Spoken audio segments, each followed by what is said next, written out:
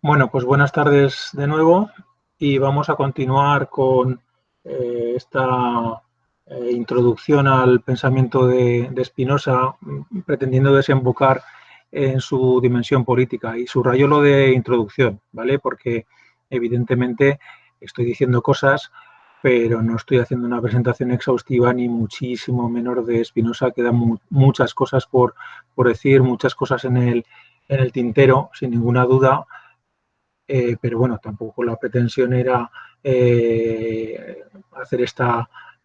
hacer una aproximación demasiado profunda, sino simplemente presentaros al autor y su dimensión política, ¿no? Si recordáis ayer lo que decíamos era que el reto que planteaba Spinoza, y de ahí su modernidad, o si queréis, posmodernidad, para utilizar un término que yo creo que sería más correcto, es que intenta pensar la cuestión de la diferencia, cómo desarrollar una política de la diferencia, cómo desarrollar una política desde desde la diferencia. Y ayer fuimos viendo precisamente cómo su antropología era una antropología de la diferencia. Y hoy lo que quisiera sería entrar en su epistemología y finalmente en su política, pero me parece importante entrar en la epistemología de Spinoza porque curiosamente en ella mmm, encontramos eh, el intento de producir herramientas teóricas que puedan servir para desarrollar esa política de la diferencia. Es decir, herramientas epistemológicas de calado materialista, diría yo, que permitan construir una política de la diferencia. Porque esta sería otra de las cuestiones que a mí me parece importante en Spinoza. En Spinoza vemos uno de los primeros intentos de responder a una pregunta que a mí me parece también tremendamente importante, y es si podemos pensar more materialista, por decirlo con la expresión spinosiana, porque Spinoza sabéis que hace su ética more geométrico, entonces ahora digo pensar more materialista, si es posible pensar a la manera materialista, al modo materialista, con las herramientas que nos ha construido la tradición idealista. Las herramientas epistemológicas me estoy refiriendo. Venimos subrayando constantemente cómo hay una tradición idealista dominante, cómo esa tradición idealista dominante pues transmite una visión del mundo, articula una visión del mundo y va construyendo las herramientas teóricas, conceptuales y por tanto epistemológicas para transmitir esa visión del mundo. Para transmitir otra visión del mundo, para realizar una aproximación materialista, ¿son válidas las herramientas del idealismo? ¿Puede el materialismo utilizar esas herramientas? Esto incluso, en cierto modo, se ve reflejado en la polémica medieval que existe entre el realismo y el nominalismo, es decir, esas dos corrientes que cuando piensan los universales, por decirlo rápidamente, las ideas platónicas, se preguntan si tienen existencia real, y eso es lo que defienden los realistas, si son realidades a partir de las cuales la realidad se construye por reflejo de las mismas, o son meros nombres, nómina, de ahí nominalismo. Y por lo tanto no hacen más que no son más que las abstracciones de una realidad material que se representa a través de conceptos, ¿no? Bueno, Spinoza evidentemente se va a colocar, como hace siempre el materialismo, en la tradición nominalista, y va a entender que los conceptos no... los conceptos son un proceso, son el resultado de un proceso de abstracción de la realidad, que la realidad es lo material, ¿no? Va a ir incluso, va a dar un paso más allá en su epistemología, como vamos a ver a continuación, porque precisamente su epistemología es una epistemología en la que se va a producir esa crítica de los universales y la crítica del concepto, por lo tanto. como herramienta para aproximarnos a la realidad. Spinoza va a ser tremendamente crítico con los universales y con los conceptos, porque va a entender en última instancia que son herramientas que no nos permiten un acceso preciso a la realidad. Y si no tenemos un acceso preciso a la realidad, no podemos trabajar de manera efectiva con esa realidad, y por eso Spinoza lo que va a hacer es, frente a la idea de concepto, va a producir otra herramienta epistemológica a la que va a denominar las nociones comunes. Fijaos lo interesante del segundo apartado, nociones comunes, construidas en común, y que a continuación pasaremos a analizar. Pero en primer lugar me gustaría ver cómo Spinoza hace una crítica de los universales y de los conceptos. ¿Cuál es la crítica sustancial que Spinoza va a hacer de estos? Bueno, en primer lugar lo que va a decir Spinoza es que los conceptos son expresión de la limitación humana, que utilizamos conceptos porque no somos capaces de describir la realidad en todo su esplendor, en toda su pluralidad, en toda su riqueza, y que lo que hacemos es acuñar determinados conceptos que nos dan un aire de lo que existe en la realidad, pero que en realidad no llegan a aproximarse, a ella, son insuficientes, ¿no? Y expresión sobre todo de esa incapacidad humana para dar cuenta de lo real. Fijaos cómo lo expresa de manera muy clara en su ética.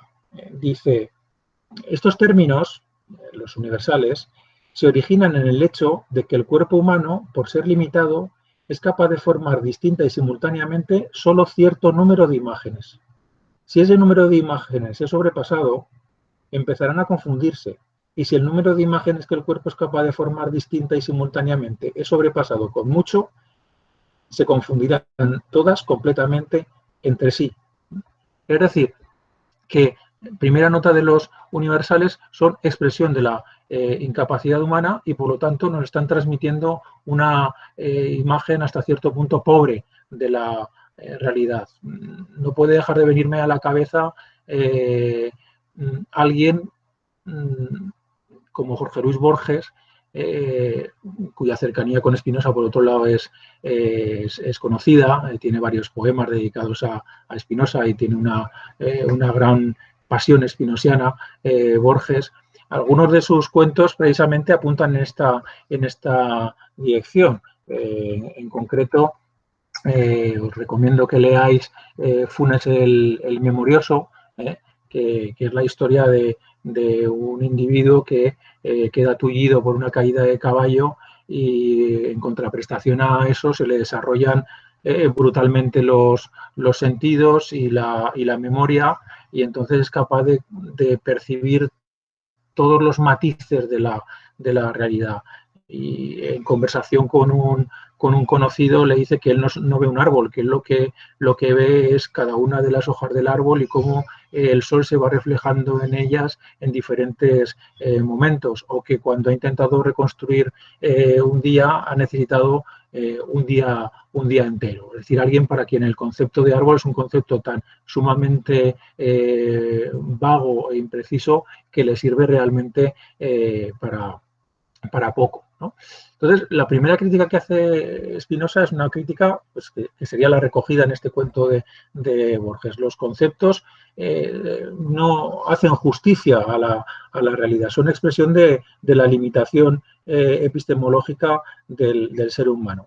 Y por si esto fuera poco, además sucede con los conceptos que luego cada uno de nosotros entiende una cosa diferente cuando mentamos el mencionado concepto. Cada sujeto, al escuchar un cierto concepto, se hace una idea del mismo, de tal manera que pensamos que estamos describiendo lo mismo y sin embargo estamos describiendo cosas matizadamente diferentes o incluso muy diferentes. Y también vemos cómo lo plantea en la ética. Debe notarse que esas nociones, nuevamente, los conceptos, Debe notarse que esas nociones no son formadas por todos de la misma manera, sino que varían en cada cual a tenor de la cosa por la que el cuerpo ha sido más a menudo afectado y que el alma imagina o recuerda más fácilmente. Quienes, por ejemplo, hayan reparado con admiración, más que nada, en la bipedestación humana, entenderán por la palabra hombre un animal de posición erecta. Pero quienes están habituados a considerar otra cosa, formarán de los hombres otra imagen común. Es decir, insisto, cuando escuchamos un concepto no tenemos por qué entenderlo de la misma manera. Hay una diferente recepción del concepto, con lo cual a la pobreza del concepto, como reflejo de la realidad, se une la diferente hermenéutica que del concepto realiza cada sujeto. ¿A qué nos lleva esto? Pues esto nos lleva a interpretar de manera errónea el pensamiento ajeno. Mientras que pensamos que el proceso de comunicación es un proceso sencillo, construido por conceptos de carácter universal, objetivo. Sin embargo, Spinoza lo que nos está poniendo de manifiesto es que, lejos de esto, muy por el contrario, la comunicación está atravesada de insuficiencias, de distorsiones y de equívocos. Vuelve a decir en la ética: la mayor parte de los errores consisten simplemente en que no aplicamos con corrección los nombres a las cosas, y de aquí surgen la mayor parte de las controversias, a saber, de que los hombres no expresan correctamente su pensamiento, o bien de que interpretan mal el pensamiento ajeno, que interpretamos mal el pensamiento ajeno, que cuando escuchamos a alguien decir algo, creemos entender en una determinada dirección y quizá quien está expresándose esté intentando expresar algo matizadamente diferente. Es decir, Spinoza está poniendo el dedo en la llaga, el dedo en la llaga, el dedo materialista en la llaga idealista de la insuficiencia de las herramientas epistemológicas que la tradición idealista nos ha legado. Esto resuena un poco a una cuestión que creo que también alguna vez os he mencionado, haciendo referencia a Jesús Ibáñez, a ese sociólogo español que sabéis que yo tengo en mucha estima y que me parece un autor tremendamente interesante, y que dice que estamos acostumbrados a trabajar en el paradigma de la simplificación, ¿no? Mientras que la realidad es tremendamente compleja.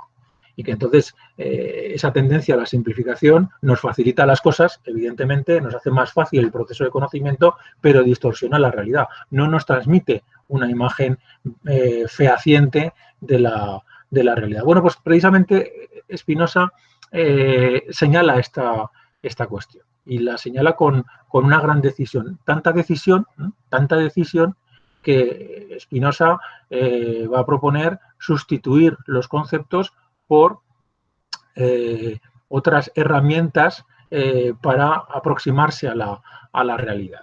Y esas herramientas son lo que él denomina las nociones comunes, ¿no? Las nociones comunes.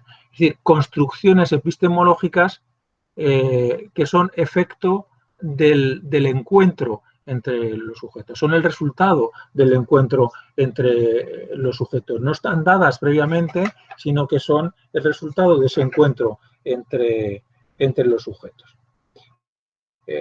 Las define en la proposición 39 de la ética. Dice, a propósito de estas: de aquello que es común y propio del cuerpo humano y de ciertos cuerpos exteriores por los que el cuerpo humano suele ser afectado y que se da igualmente en la parte y en el todo de cualquiera de ellos, habrá también en el alma una idea adecuada. De ahí se sigue que el alma es tanto más apta para percibir adecuadamente muchas cosas cuantas más cosas en común tiene su cuerpo con otros cuerpos. Y aquí hay un elemento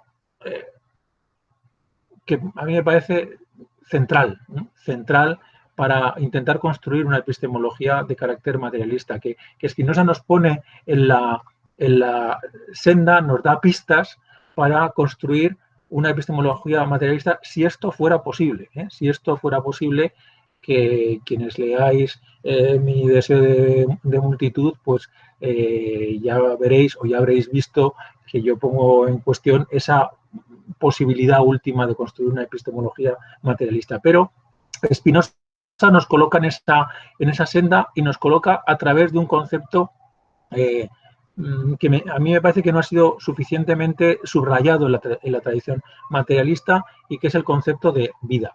El concepto de vida, porque si os fijáis, lo que ha dicho Spinoza es que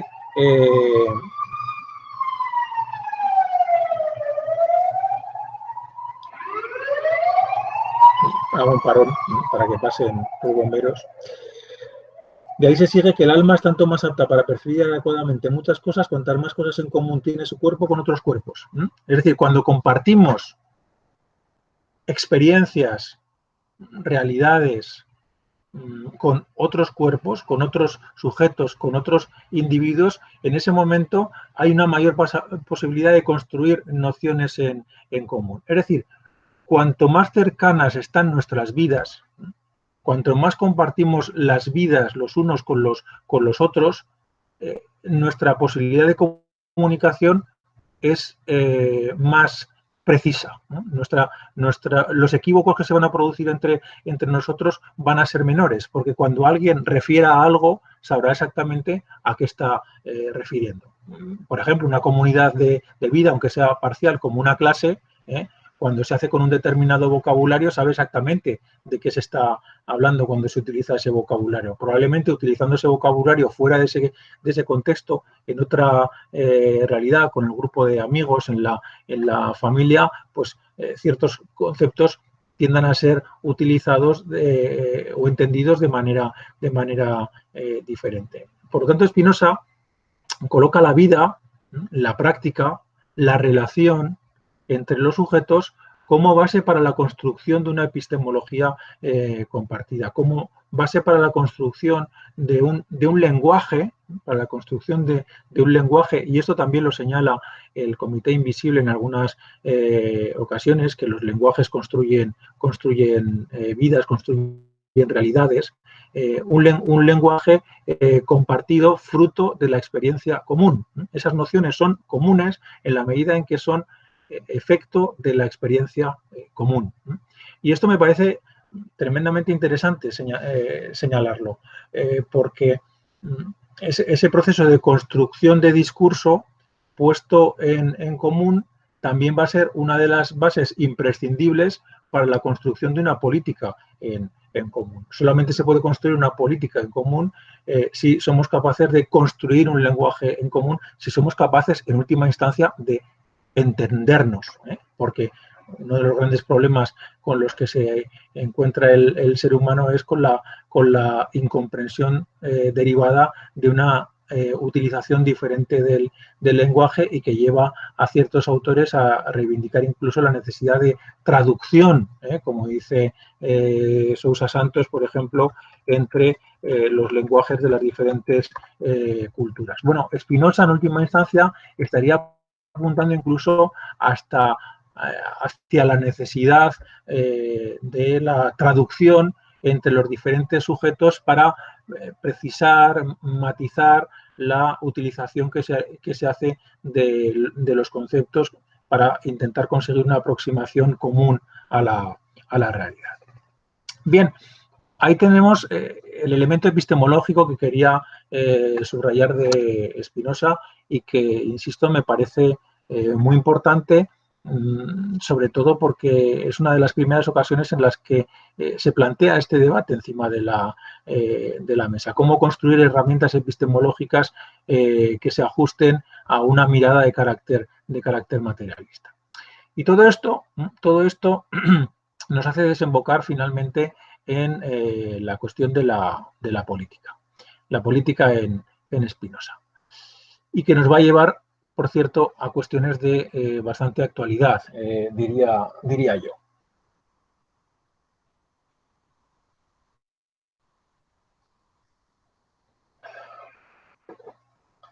Voy a empezar citando a mi querido Jesús Ezquerra, que tiene un libro magnífico sobre Spinoza que os recomiendo, que se titula Un claro laberinto, que no solamente es una maravillosa lectura de Spinoza, sino que también es una expresión de la maravillosa escritura de Jesús Ezquerra, ¿no? Editado por Prensas de la Universidad de Zaragoza, por si a alguien le interesa, y como tal, imagino que en línea en la biblioteca podréis acceder a él sin problema. Bueno, Jesús Ezquerra hace un paralelismo con ese Deus sive natura, del que empezábamos hablando ayer en la ontología spinosiana, y coloca como paralelo a este Deus sive natura la siguiente expresión: rex sive multitud. Dios, el rey o la multitud. El rey o la multitud. Si la referencia teológica a Dios era una estrategia para salvar las apariencias y que podía ser inmediatamente sacrificada para una mayor eficacia del concepto de naturaleza, Jesús lo que viene a plantear es que ocurre lo mismo con el concepto de rex, con la idea de rey. Ahí donde aparezca rey, ahí donde aparezca monarquía, podemos tacharlo inmediatamente y colocar multitud, porque realmente la multitud es el concepto político central que articula la política de Spinoza. Yo me acojo a esta lectura, me parece brillante el planteamiento de Jesús Ezquerra. Hablemos pues de la política de Spinoza y hablemos necesariamente de la multitud. Como decía, una política cuya pretensión fundamental es pensar la diferencia, construir una política desde la diferencia. Y por lo tanto, que se coloca en una posición de realismo político, tal como había sucedido también con Maquiavelo.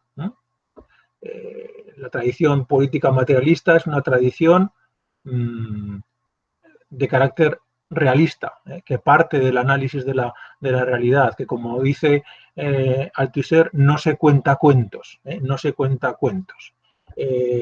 no recurre a ficciones tales como el estado de naturaleza, el pacto social, es decir, una serie de artilugios teóricos que se sabe que no tienen correlatos en la realidad, que no han sucedido en ningún momento, pero que se utilizan para construir una teoría política, es decir, ficciones. Bueno, pues frente a esas ficciones, el realismo lo que intenta es mirar la realidad a los ojos. Y eso es lo que va a intentar Spinoza, y va a subrayar esa dimensión realista de su política, y precisamente al subrayar esa dimensión realista, va a subrayar esa dimensión realista a través de dos cuestiones fundamentalmente.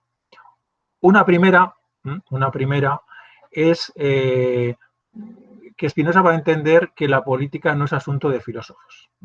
Y esto lo matizaremos. Y esto es lo que decía, que tiene una cierta actualidad, porque tenemos a toda la caverna hispánica, a las legiones de cuñados que transitan por este país, pues diciendo a los filósofos que nos callemos, que no tenemos que hablar de política. Imagino que refiriéndose al pobre ministro de Sanidad, que bastante problema tiene en estos momentos como para atender sandeces.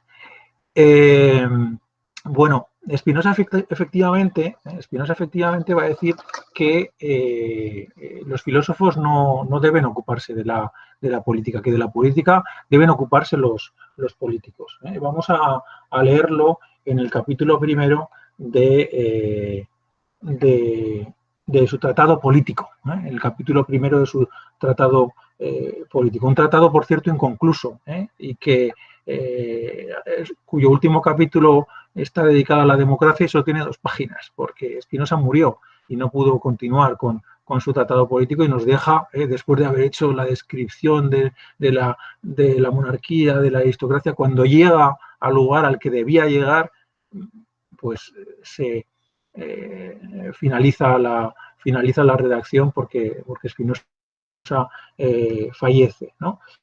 Bueno, dice Spinoza, los filósofos conciben los afectos como vicios en los que caen los hombres. Conciben a los hombres no como son, sino como ellos quisieran que fueran. De ahí que las más de las veces hayan escrito una sátira en vez de una ética y que no hayan ideado jamás una política que pueda llevarse a la práctica. En consecuencia, se considera que nadie es menos idóneo para gobernar el Estado que los teóricos o filósofos. Para añadir a continuación en el parágrafo segundo que viene a continuación.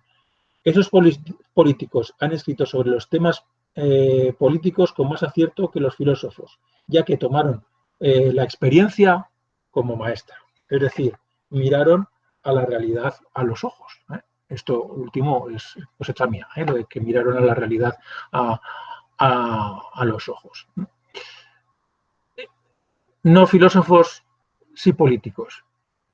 Pero cuidado, cuidado. Y esto es una buena ejemplificación, una perfecta ejemplificación de lo que hemos visto en el apartado referido a la epistemología, porque inmediatamente nos tenemos que preguntar qué quiere decir filósofo y qué quiere decir político.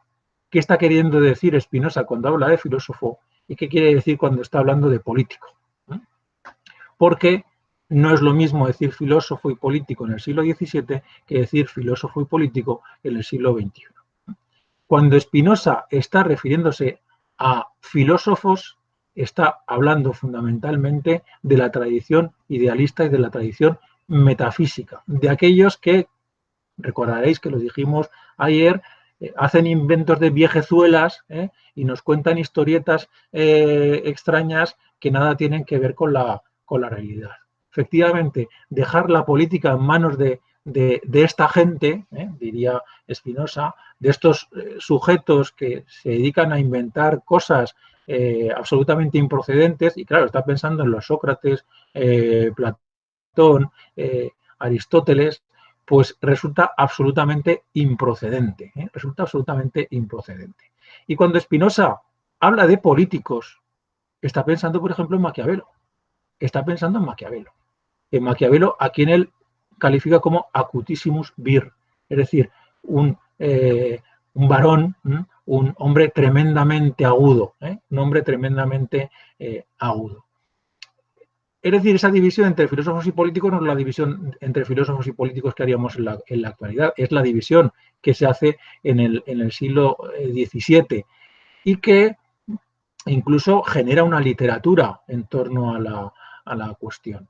El jesuitismo del XVII, como también magníficamente señala Gabriel Albiach en un libro muy interesante que se llama Sumisiones voluntarias, en el que lo que hace es analizar las figuras de Maquiavelo y Spinoza. Por cierto, Albiach también tiene un libro muy interesante que es sobre Spinoza que se titula La sinagoga vacía. Es un análisis de las raíces hebreas del pensamiento spinosiano. Bueno, pues Gabriel Albiach señala en este libro de las sumisiones voluntarias como en el siglo XVII la tradición jesuítica pues hace una descalificación de los políticos, a los que vincula con los libertinos y con los maquiavelianos. Es decir, hay toda una pretensión en esta época de descalificación del discurso político que procede de Maquiavelo. Fijaos hasta qué punto hemos leído mal a Maquiavelo. Fijaos hasta qué punto hemos leído mal a Maquiavelo.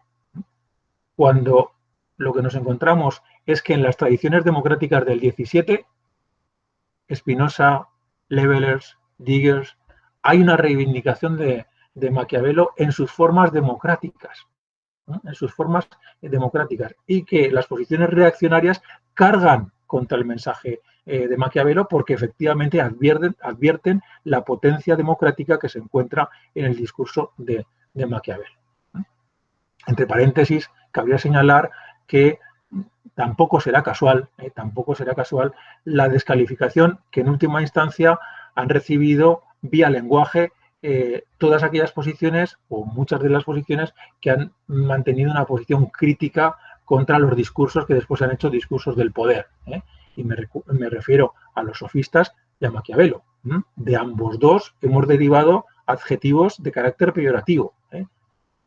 Denominar a alguien sofista o denominar a alguien maquiavélico, desde luego no es llamarle bonito, es precisamente descalificar a esa persona. Curiosamente, dos posiciones teóricas, dos posiciones políticas de carácter, podríamos decir, materialista y crítico con las líneas dominantes del poder. Decía que Albiach describe esta cuestión y señala cómo, por ejemplo, Mersenne, quizá os suene, quizá todavía no os suene, pero os acabará sonando, imagino, porque Mersenne es uno de los corresponsales de Descartes, sí, lo acabo de poner, Mersenne, es uno de los, ¿cuál otro? ¿El de Gabriel Albiach o el de, sí, perdón, Albiach, Gabriel Albiach, ¿vale? Mersenne, que es uno de los corresponsales de Descartes, con el que mantiene un intenso intercambio epistolar, escribe un libro en 1624 que se titula de la siguiente manera: La impiedad de los deístas, ateos y libertinos de estos tiempos, combatida y rechazada desde el punto de vista de razones extraídas de la filosofía y de la teología. Bueno, pues en este libro de título tan extenso, Mersenne lo que señala es que el libertinismo, que se vincula con los políticos y con los maquiavelianos, el libertinismo es una forma de abordar la política al margen de la trascendencia. Al margen de la trascendencia. Y ahí tenemos el elemento que, como sabéis, hemos ido tirando de él a lo largo del curso, ¿no? Esa contraposición entre el discurso de la trascendencia y el discurso de la inmanencia. Por lo tanto, cuando Spinoza dice que el poder no puede estar en manos de filósofos, está hablando que el poder no puede estar en manos de aquellos que tienen convicciones de carácter trascendente, y que el poder tiene que estar en manos de aquellos que miran a la realidad y que, por lo tanto, parten de posiciones atravesadas por la inmanencia. Primera caracterización del realismo de Spinoza. Tiene que ocuparse la política quien mira a los ojos de la realidad. Segunda caracterización del realismo de Spinoza, también tremendamente importante, pues la constatación de que el ser humano no es un ser angelical, no es un ser angelical. Se trata de hacer política con los seres humanos tal como son los seres humanos, no tal como nos gustaría que fueran los seres humanos. Esto lo subraya también Spinoza, que es necesario tener en cuenta que los seres humanos, además de esa racionalidad que puede llegar a caracterizarnos, también estamos atravesados de otra serie de pasiones, como puede ser el odio, la ira, el amor, y que nos constituyen en tanto en tantos seres humanos, y que es la materia con la que debe trabajar la política. La política debe trabajar con ese material humano, un material humano atravesado por pasiones, deseos y también racionalidad. Y digo también racionalidad, pero en primer plano esas pasiones y esos deseos. Unas pasiones, unos deseos que depende de su orientación, pues pueden facilitar el encuentro entre los sujetos, pueden dificultar ese encuentro. El odio nos separa, dice Spinoza. El amor nos junta. Las pasiones tristes nos separan y nos vuelven muchas veces pasivos, mientras que las pasiones alegres pues tienden a unirnos y nos dotan de actividad.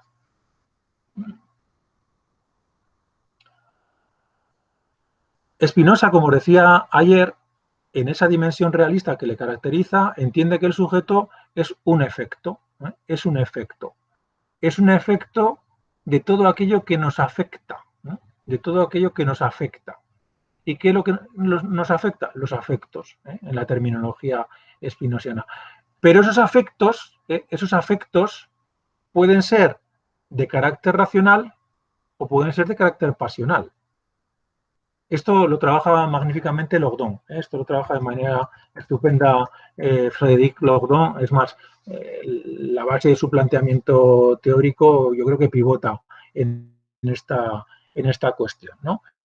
En el hecho de que lo que nos afecta, lo que nos mueve, recordad que ayer decíamos que todo lo que hace el ser humano tiene una causa, es decir, somos movidos por determinadas causas. Bueno, pues todo lo que nos mueve, todo lo que nos afecta constituye al ser humano. Lo que ocurre es que eso que nos mueve y que nos afecta puede ser bien del ámbito de lo racional, puede ser bien del ámbito de lo pasional. Alguien puede responder inmediatamente a una reflexión de carácter racional que alguien le realice, recicla porque si no nos cargamos el planeta, y entonces alguien recoge ese argumento racional, o puede que ese argumento racional no le toque en absoluto, no le afecte, no le afecte. Es decir, a veces la racionalidad nos puede afectar, pero también nos puede afectar la pasión y podemos sentirnos conmovidos por algo del ámbito de las pasiones y que sea eso lo que nos mueva a actuar, incluso a veces contra nuestro propio análisis racional. Si analizamos racionalmente ese comportamiento pasional, quizá lo pongamos entre paréntesis, pero nos mueve, hace que actuemos en una determinada dirección. Bueno, pues esto es muy interesante en Spinoza, la constatación de estos niveles, de estos diferentes niveles en los que se mueve el sujeto. Y la idea de que, dice textualmente, que un afecto solamente puede ser contrarrestado por otro afecto de sentido contrario y de al menos el mismo nivel, la misma potencia. Es decir, que cuando sentimos una pasión, sentimos un deseo, eso solamente puede ser contrarrestado por otra pasión, por otro deseo de signo contrario. Lo mismo que un argumento racional solamente podrá ser contrarrestado por otro argumento racional del mismo nivel de coherencia, podríamos decir. Entonces, fijaos la importancia que tiene entender esto para la política. Entender que cuando alguien se está moviendo por pasiones, hay que contraponerle pasiones en sentido contrario. Esto es de una enorme importancia, entiendo desde mi punto de vista. Esto creo yo que sintetiza lo que podríamos denominar la dimensión realista del pensamiento político spinosiano. Un pensamiento político spinosiano que, como os decía, no acude a ficciones como la del contrato social. Bueno, por precisar, el concepto de contrato social sí que aparece en el Tratado Teológico Político. Aparece en el Tratado Teológico Político. Aparece muy poco ese concepto en el Tratado Teológico Político. Pero como dice Negri, lo importante no es que aparezca en el Tratado Teológico Político, es que no aparece en el Tratado Político, que no aparece en el Tratado Político, y que Spinoza, frente a la tradición dominante, no va a insertarse en el discurso del contrato social, del pacto social, y va a generar otra reflexión sobre lo político. Una reflexión sobre lo político en la que la pregunta fundamental es cómo componer los cuerpos, cómo juntar los cuerpos, cómo construir colectividad. Esta es la pregunta clave para Spinoza. ¿Cómo construir colectividad? Porque en Spinoza, a diferencia de lo que sucede en la tradición dominante, lo que se va a entender es que el derecho está vinculado a la potencia de los sujetos. No hay un derecho abstracto. El derecho es una construcción. El derecho es una construcción política. Es el resultado de un juego de fuerzas. De tal manera que cuanta mayor potencia tenga un sujeto, y ahora estoy hablando de un sujeto colectivo, no individual, cuanta mayor potencia tenga un sujeto colectivo, mayor será su derecho. De tal manera que cuantas más manos se junten, cuantas más manos coincidan, cuantos más individuos abracen una misma causa, un mismo proyecto, conseguirán unos niveles de eficacia jurídica y de potencia jurídica mayor. Y esta es la cuestión clave. El proceso de composición de los cuerpos. Pero claro, un proceso de composición de los cuerpos que debe hacerse desde estas cuestiones que he venido planteando a lo largo del tema.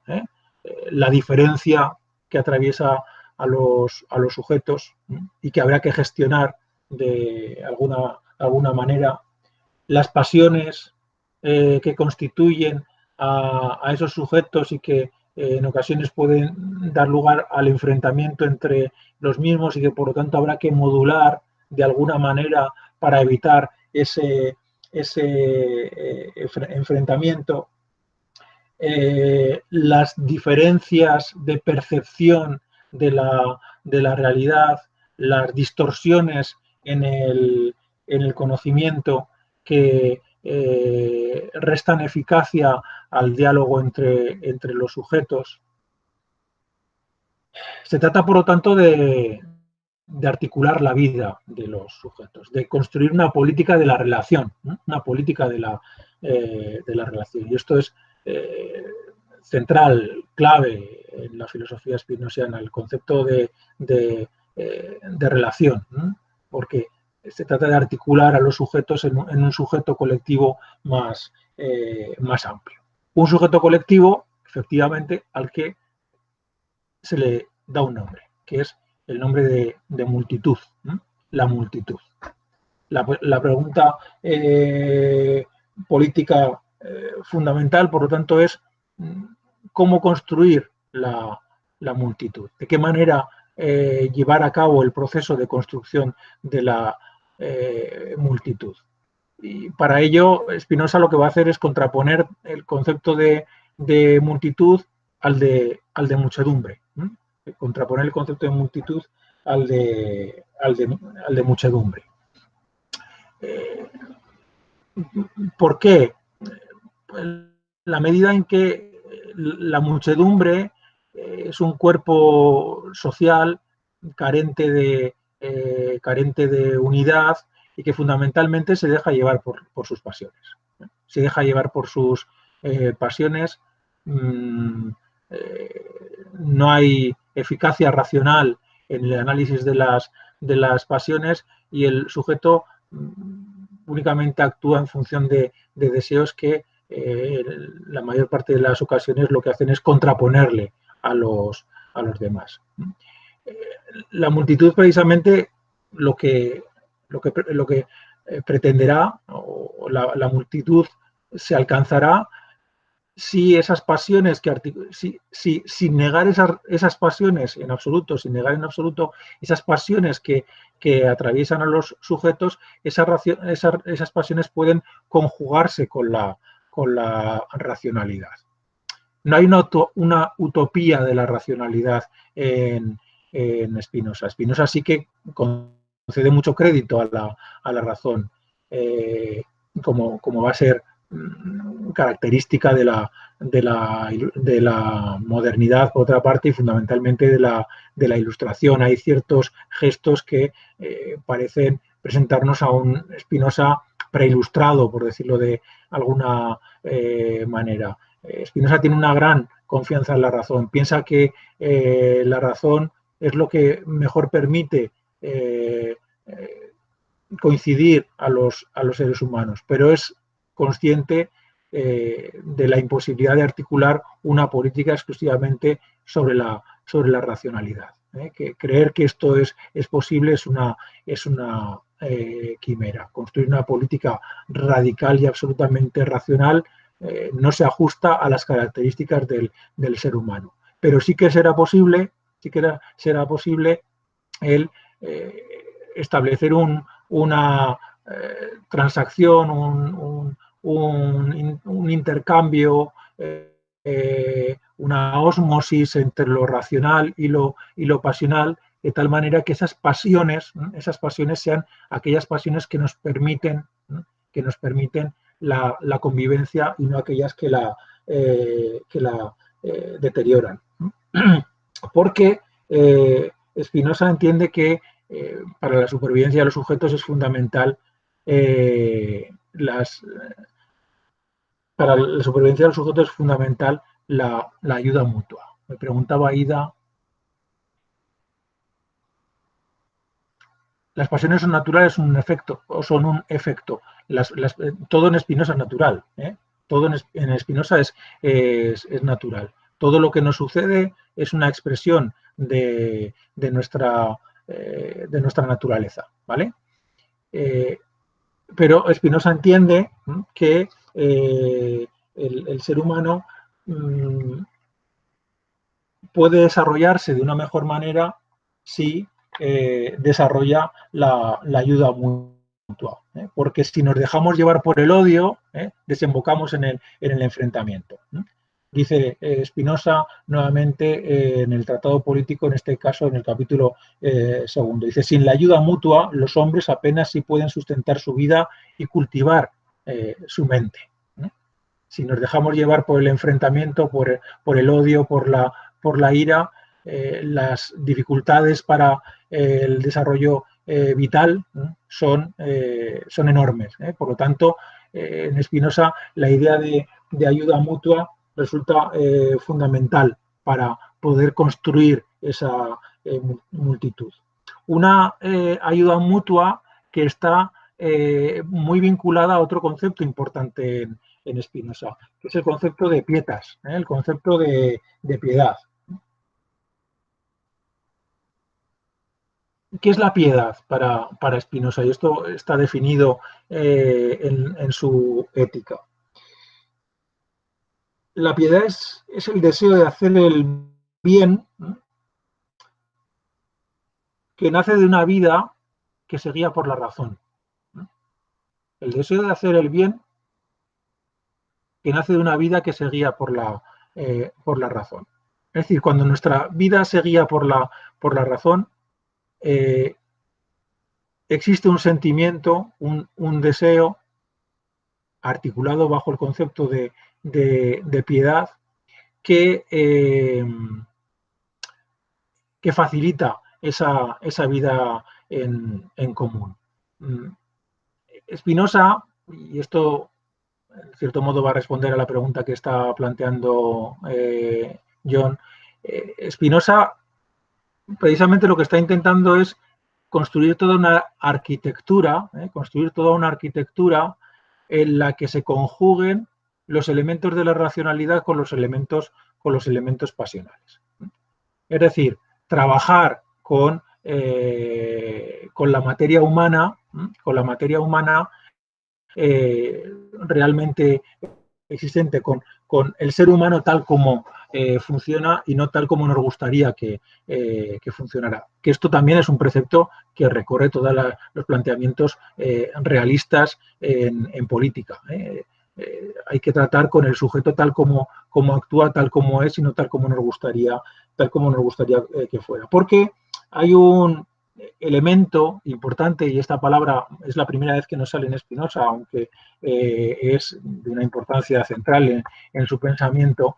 Hay un elemento que caracteriza a todo individuo, que es el conatus. ¿Qué es el conatus? El deseo de permanecer en el ser, el deseo de seguir con vida. Y ese deseo de seguir con vida, ese deseo de permanecer en el ser, Spinoza entiende que es más fácil de desarrollar en común que desarrollar de manera individual. Y por eso se trata de enfocar el deseo del sujeto hacia la vida en común, hacia la vida colectiva, hacia la construcción de la multitud. Spinoza, que es hijo de su tiempo, evidentemente, no podemos pedirle más allá de lo que su tiempo le permitía reflexionar, tiene, entiendo yo, como un horizonte de universalidad, un horizonte de universalidad. Él entiende que este proceso de encuentro de los sujetos puede revestir carácter universal. Todos podemos encontrarnos en este cuerpo social, superar las discrepancias y desembocar en una sociedad armoniosa que nos permita el desarrollo colectivo. Bueno, esto es una cuestión que yo evidentemente pondría en cuestión, que no me parece que pueda ser defendida cuando se constata y aquí utilizo terminología marxista, evidentemente, la división en clases, la división social que atraviesa la sociedad, los diferentes intereses sociales existentes en los cuerpos sociales, en los cuerpos ciudadanos. Sin embargo, Spinoza, que es previo a esta reflexión, evidentemente sí que tiene esa vocación de universalidad. Bueno, yo creo que esto resume de manera bastante amplia lo que es el planteamiento político spinosiano, en el que, insisto, sobre todo hay una vocación de construcción de lo común, de construcción de lo común, de encuentro de los sujetos, un encuentro que va a producir una mayor potencia de los sujetos, cuanta mayor confluencia, cuanta mayor composición de los cuerpos, mayor potencia, mayor capacidad jurídica tienen esos sujetos. Es una visión de lo político que, como decía, no tiene poco que ver con la visión dominante, centrada en la idea de pacto social, de contrato social, en la que se produce una alienación de la libertad subjetiva en el monarca, en el Estado. En el planteamiento spinosiano, el sujeto gestiona de manera propia gestiona de manera propia su competencia política para desarrollar un proceso de encuentro con otros sujetos para desembocar en una sociedad que pudiera resultar más habitable y a la que él entiende que fundamentalmente se caracteriza por unos procedimientos de carácter democrático. Bueno, esto sería el planteamiento de Spinoza, un autor que, insisto, yo creo que es una referencia inexcusable del pensamiento contemporáneo, tanto en su dimensión política como en otras dimensiones. Un autor que ha sido utilizado durante el siglo XX y el siglo XXI de manera profusa por la tradición materialista y que en la actualidad sigue dando sus frutos, como puede verse, por ejemplo, en la obra de Logdon, que también estamos trabajando en clase y que yo creo que saca conclusiones muy interesantes de Spinoza. Spinoza, evidentemente, es hijo de su tiempo, dice las cosas que su tiempo le permite decir, pero es una herramienta magnífica para trabajar lo contemporáneo y para hacer una política de la multitud, del encuentro, de la diferencia en la que los sujetos, desde su individualidad social, y aquí utilizo una expresión muy propia de Marx, el individuo social, desde su individualidad social, construyen lo colectivo con una vocación democrática. Y aquí dejo a Spinoza a espera de vuestras preguntas.